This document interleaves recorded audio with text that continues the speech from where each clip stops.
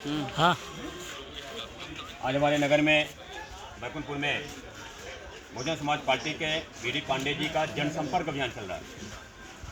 इस समय वर्तमान स्थिति को देखते हुए आपको बहुजन समाज पार्टी ने अवसर दिया। आपने आज 5 वर्षों से लगातार आप समाज की सेवा कर रहे हैं, दुखी पीड़ितों की सेवा कर रहे हैं। उसी पीड़िते में आइए बात करते हैं आपसे, क्या इस बार आपका इस विधानसभा आम जनमानस का आशीर्वाद मिल रहा है? आदरणीय मिल रहा है। पूरे जनमानस का आशीर्वाद मुझे प्राप्त हो रहा है।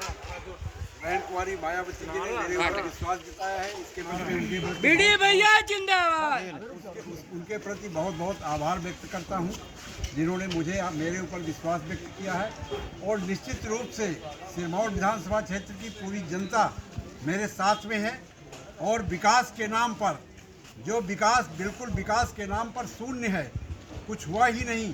50% गाँवों में रोड रास्ते नहीं हैं। हैंडपंपों की स्थिति, पेयजल समस्या सबसे अधिक बनी हुई है। ग्रामीण और शहरी इलाकों में पेयजल की इतनी बड़ी समस्या है कि लोग जो है पानी से परेशान हैं। इसी प्रकार से जो है ऐरा मवेशियों की समस्या है। शिक्षण संस्थान जब से खुले हैं तब से पुताई नहीं हुई उनकी जो है। इसी प्रकार से जो है स्वास्थ्य व्यवस्थाएं बिल्कुल चरमरा गई हैं। स्वास्थ्य व्यवस्था भी जो है, अगर डॉक्टर है अस्पतालों में तो वहाँ दवाइयाँ नहीं है, वो दवाइयाँ हैं तो डॉक्टर नहीं है। वास्तविकता पर देखने को मिल रहा है।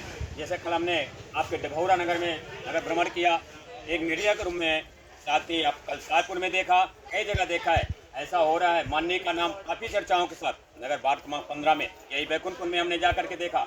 वहाँ के आम जनमानस ने तो माला जप रहे हैं। और निश्चित तौर पर ऐसा लगता है इस बार आप बीडी पांडे जी हाथी पे सवार होकर के भोपाल के लिए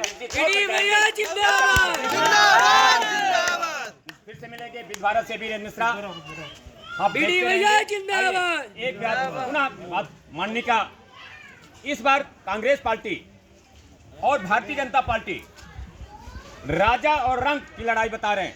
उस राजा और रंग की लड़ाई के साथ साथ हमारे समाज सेवक आदरणीय बीडी पांडे जी जनता का जो चौमुखी विकास लेके चल रहे हैं। क्या क्या है आप इस जनता को, जब आप जीत के जाएंगे, इन जनता के लिए जो आपके साथ चल रही है, जो आशा टिकाई है, उनके लिए आप क्या क्या देंगे?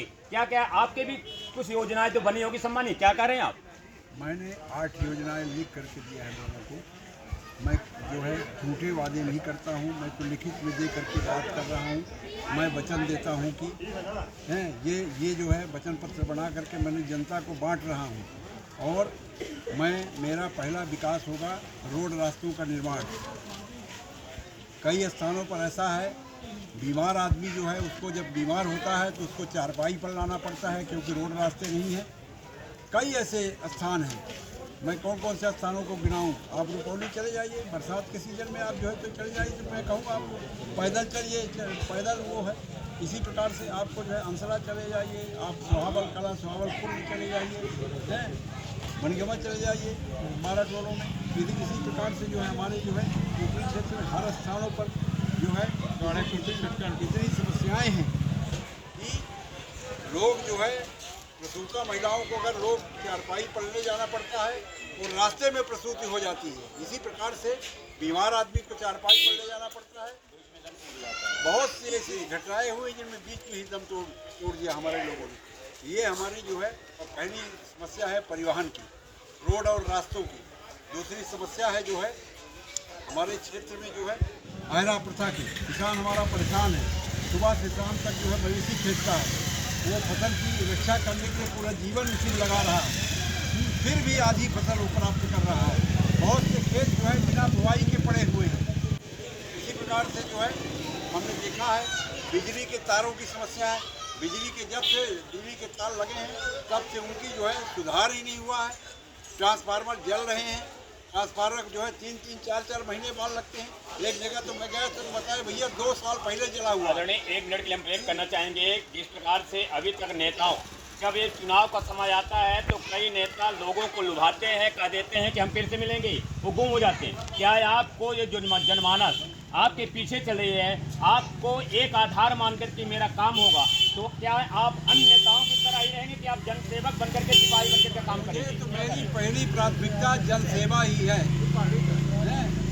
जैसे आज हूँ तैसे कल भी रहूँगा, और पहले भी मैंने जनसेवा ही की है। एज पुलिस अधिकारी जो है, चाहे टीआई के रूप में, एसडीओपी के रूप में, सिटी एसपी के रूप में, मैंने लोगों की जनसेवा की है, और अभी भी मेरा लक्ष्य ही बीडी जनसेवा है, भैया जिंदाबाद। सिर्फ जनसेवा है।